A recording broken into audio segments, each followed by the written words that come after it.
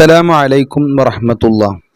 പ്രിയപ്പെട്ട രണ്ടാം ക്ലാസ്സിലെ കുട്ടികളെ, നമുക്ക് രണ്ടാമത്തെ പരീക്ഷ ഖുർആൻ ഹിഫ്ളാണ്. ആദ്യത്തെ പരീക്ഷൻ്റെ റിവിഷനും ഒക്കെ എല്ലാവരും കണ്ടിട്ടുണ്ടാകും. ഇനി നമ്മൾ ഖുർആൻ പരീക്ഷൻ്റെ മോഡൽ ചോദ്യപേപ്പറാണ് നമ്മൾ നോക്കാൻ പോകുന്നത്. അഥവാ കഴിഞ്ഞ വർഷം ഖുർആൻ പരീക്ഷയ്ക്ക് വന്ന ചോദ്യം. കഴിഞ്ഞ വർഷം സൂറത്തു നാസിആത്താണ് വന്നത്, അതായത് വന്നാസിയാത്തി ഒർക്ക എന്നുള്ള സൂറത്ത്. അതിൽ നിന്ന് 4 ആയത്താണ് ഓതിപ്പിക്കേണ്ടത്. അക്ഷരശുദ്ധിയോടെ ഇടർച്ചയില്ലാത്ത പാരായണത്തിന് 30 മാർക്കാണ്. പിന്നെ ഓരോ അക്ഷരത്തിൻ്റെ ഉച്ചാരണത്തിനനുസരിച്ച് മാർക്ക് 5 മാർക്ക് വീതം. സ 5, ഐന് 5, ത്വാ 5, ഖാഫ് 5, ഇങ്ങനെ ബാക്കി 20 മാർക്കും. അപ്പോൾ ഖുർആൻ ഓതുമ്പോൾ അത് അവിടെ ഏറ്റവും കൂടുതൽ ആവർത്തിക്കുന്ന അക്ഷരം ഏതാണോ ആ അക്ഷരം ശരിക്ക് കുട്ടിക്ക് ഓതാൻ കിട്ടുന്നുണ്ടോ അതിനനുസരിച്ച് മാർക്ക് കൂടും. അതേപോലെ അക്ഷരശുദ്ധിയും അതുപോലെ സ്റ്റെക്കില്ലാതെ, ഇടർച്ചയില്ലാതെ എന്ന് പറഞ്ഞാൽ സ്റ്റെക്കില്ലാതെ ഓതുന്നതിന് 30 മാർക്ക്. ഹിഫ്ള് പരീക്ഷയ്ക്ക് വന്നത് സൂറത്തുൽ ഫാത്തിഹയിലെ 6-ാമത്തെ 7-ാമത്തെ ആയത്ത്, പിന്നെ ഖുൽ അഊദു ബി റബ്ബിൽ ഫലഖിൽ നിന്നുള്ള 3 ആയത്ത്, ഇങ്ങനെയാണ് പരീക്ഷയ്ക്ക് വന്നത്. അപ്പോൾ കുട്ടികൾ ഈ പരീക്ഷയ്ക്ക് പഠിക്കേണ്ട ഭാഗം എന്ന് പറഞ്ഞാൽ അമ്മ യതസാഅലൂൻ എന്നുള്ള ഈ സൂറത്ത് മുതൽ നിങ്ങൾക്ക് അടുത്ത സൂറത്ത് വന്നാസിയാത്തി അർഖ ആ സൂറത്ത്, അതുപോലെ അബസ വതവല്ല, ഇദ ശംസു കുവിറത്ത്, ഈ 4 സൂറത്തുകളും നിങ്ങൾക്ക് പരീക്ഷയ്ക്ക് വരാം. ഇതിലേത് ഭാഗവും നിങ്ങൾക്ക് പരീക്ഷയ്ക്ക് വരാൻ സാധ്യത ഉണ്ട്. അതുകൊണ്ട് നിങ്ങൾ ഏത് ഭാഗം പരീക്ഷയ്ക്ക് വന്നാലും അത് തെറ്റുകൂടാതെ വൃത്തിക്ക് ഓതാൻ കഴിയുക എന്നുള്ളതാണ് 2ാം ക്ലാസ്സിലെ മക്കൾ ശ്രദ്ധിക്കേണ്ടത്.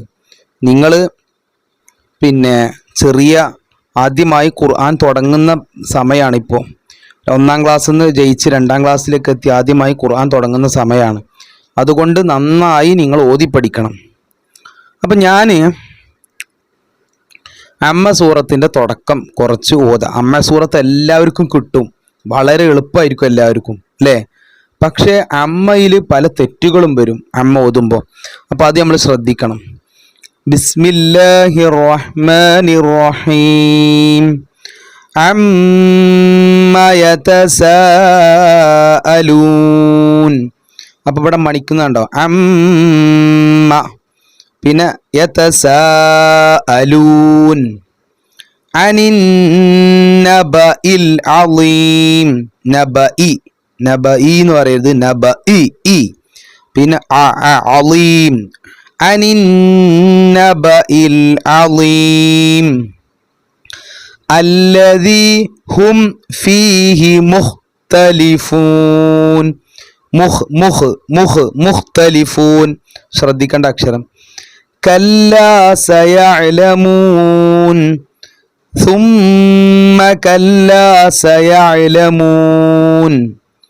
അപ്പോൾ നമ്മൾ എപ്പോൾ ഓതുമ്പോഴും സ്റ്റെക്കില്ലാതെ ഓതാൻ പഠിക്കാം.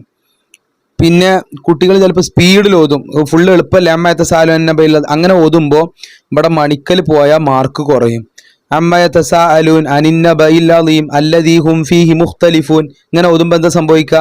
അമ്മൻ്റെ അവിടെ മണിക്കാണ്ട്, യതസാഅലൂൻ്റെ നീട്ടാണ്ട്, അനിൻ നബഇൻ്റെ മണിക്കാണ്ട്, ഇതൊക്കെ പോകും. അങ്ങനെ പോയാൽ അതിനൊക്കെ നിങ്ങൾക്ക് മാർക്ക് കുറയും. അപ്പോൾ അത് നിങ്ങൾ ശ്രദ്ധിക്കണം. സാവധാനം ഓതിയാൽ മതി. പിന്നെ ബിസ്മിയും ഔദും ബിസ്മിയൊക്കെ ഓതിയിട്ടായിരിക്കണം ഓതേണ്ടത്. അമ്മ യതസാഅലൂൻ, അങ്ങനെ തന്നെ.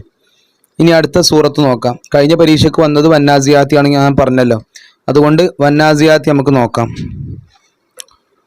ബിസ്മില്ലാഹിർ റഹ്മാനിർ റഹീം. വന്നാസിയാത്തി ഗർഖ. ഇവിടെ വാ കഴിഞ്ഞിട്ട് അലിഫുണ്ട്. അപ്പോൾ ചില കുട്ടികൾ വാനാസിയാത്തി നോതും. അങ്ങനെ ഓതിയാൽ തെറ്റാണ്.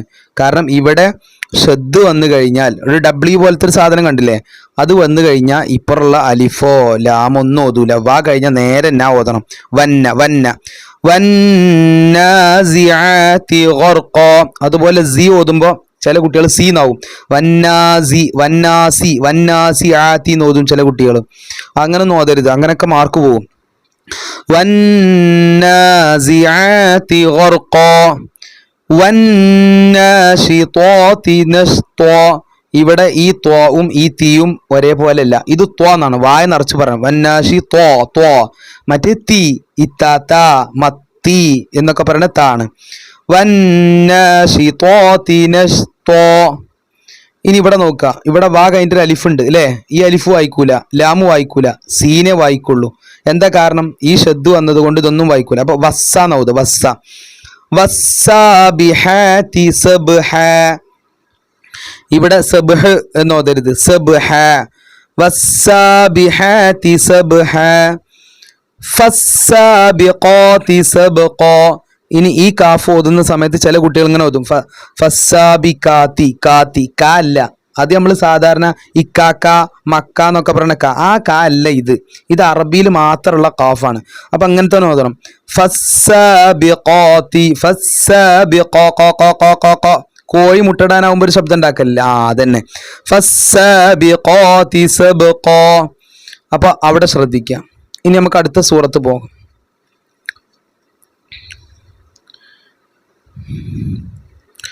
ഇനി അബസ വത്തവല്ലയാണ്.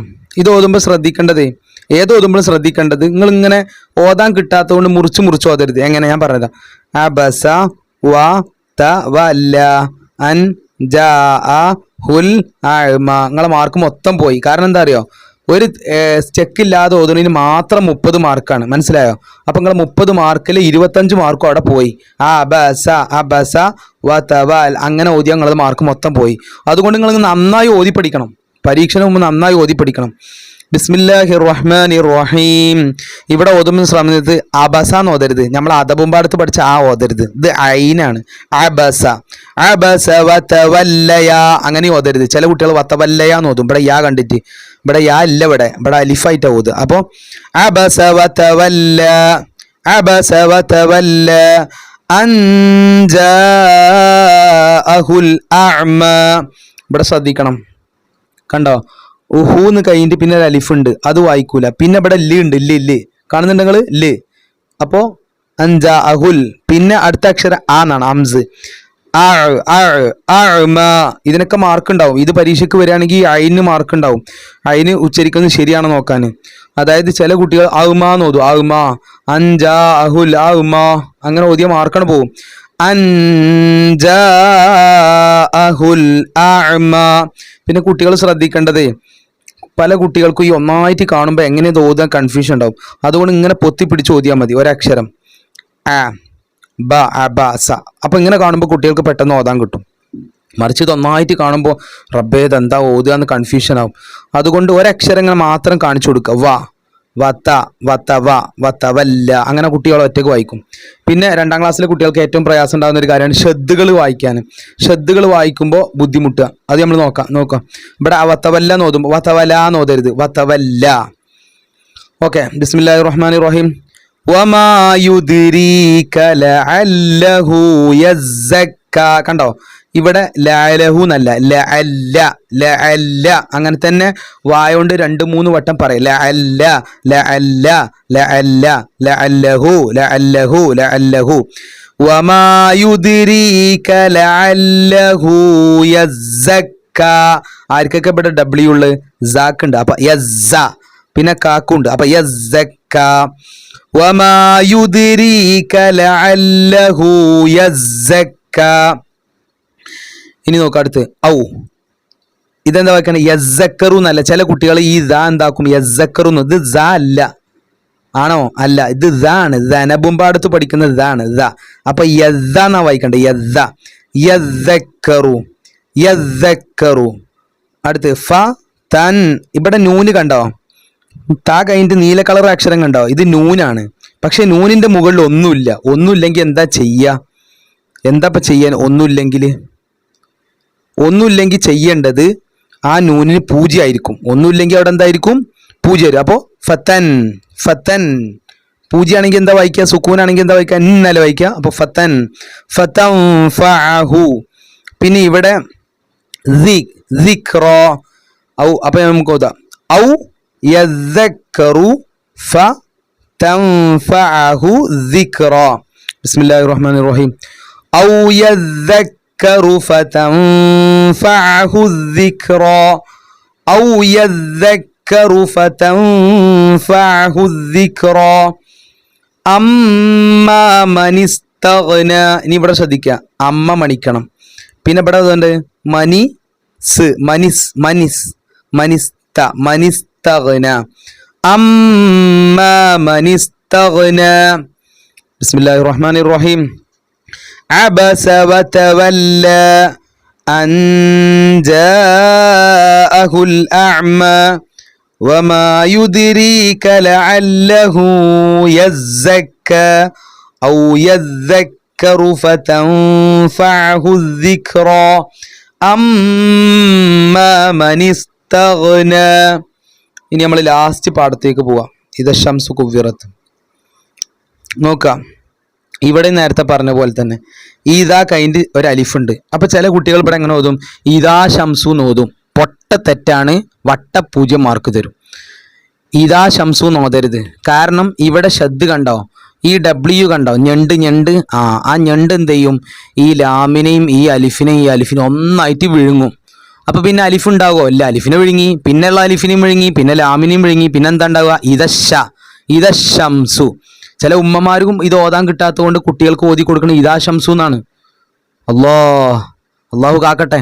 അതുകൊണ്ട് ഇദ ശംസു എന്നാ ഓതുന്നുണ്ട്. എന്താണ് ഓതേണ്ടത്? ഇദ ശംസു. ബിസ്മില്ലാഹിർ റഹ്മാനിർ റഹീം. ഇദ ശംസു കുവ്വിറത്ത്. കുവിറത്ത് അല്ല, എന്താ വായിക്കണ്ടത്? കുവ്വിറത്ത്. ഇദ ശംസു കുവ്വിറത്ത്. ഓതാൻ കിട്ടാത്തത് കൊണ്ട് ഇദാ ശംസു കുവ്വിറത്ത് ഇങ്ങനെ ഓതരുത് മക്കളെ. ഇദ ശംസു കുവ്വിറത്ത്. ഇദ ശംസു കുവ്വിറത്ത്.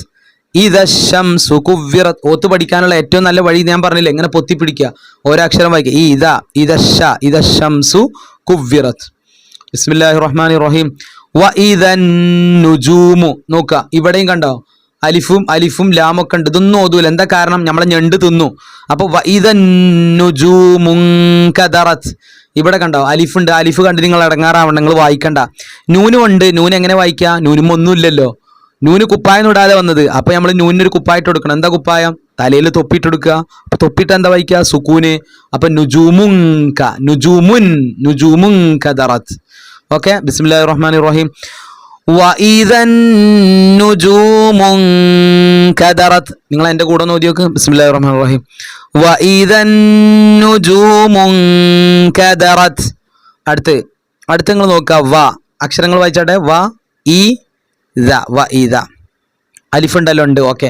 പിന്നെ അലിഫുണ്ട്. പിന്നെ ആരാ ഉള്ളത്? ഇതിപ്പോ ഏതാ അക്ഷരം? അലിഫിന്റെ മുകളിൽ സുക്കൂൻ ഇട്ടതാണോ? എന്താണ് അക്ഷരം? നിങ്ങൾക്ക് കാണുന്നുണ്ടോ? ഏതാണ് അക്ഷരം? ആ അക്ഷരം ഏതാണ്? ലാമാണിത് അല്ലേ? ലാമാണ്. ലാമിന്റെ മുകളിൽ സുക്കൂൻ ഇട്ടാണ്. അപ്പൊ ലാമിന്റെ